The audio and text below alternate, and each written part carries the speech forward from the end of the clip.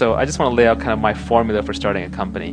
And I've started 7 companies now, and I always kind of run through this checklist, and I fail every time. And the most important thing is there are no formulas, right? At the end of the day, you have to do what you love, and you have to do it even though people tell you it'll never work. But that being said, if there was a formula, I would put it something like this, and I think it applies everywhere in the world. It applies in Malaysia, it applies in Silicon Valley. The most important thing is pick a great co-founder. You can do a company on your own, but it's like you can, in theory, raise a child on your own, but you probably shouldn't. So you need someone who's going to be there with you. And a co-founder is someone who's going to have very high intelligence, very high energy, and very high integrity. The intelligence is a given. These people should be very smart. Hopefully they make you feel dumb, or they're not smart enough.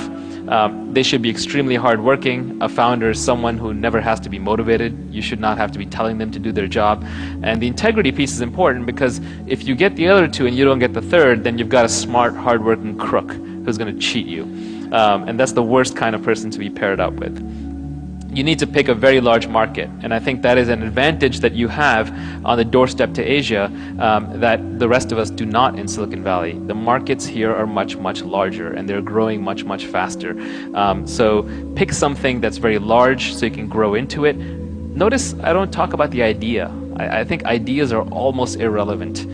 There are lots and lots of smart people who sit around and have ideas all day long. Ideas are worthless. I can give you 1,000 good ideas after this meeting. Come up and ask me. But the more important thing is that you pick a large space that you're knowledgeable and passionate about, and then you will figure out what the right thing to do within that space is.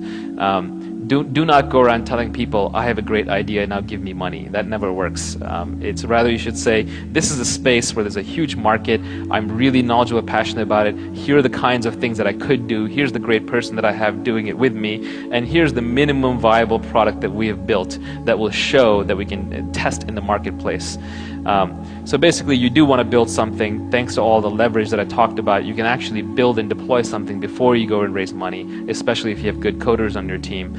You can iterate it to the point where you get what Andreessen calls product market fit, where your product matches up to what the market needs. And then you go and you raise money from people you trust, and you use that money to scale.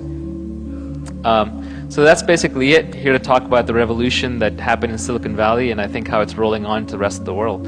And I think it's an inspirational message.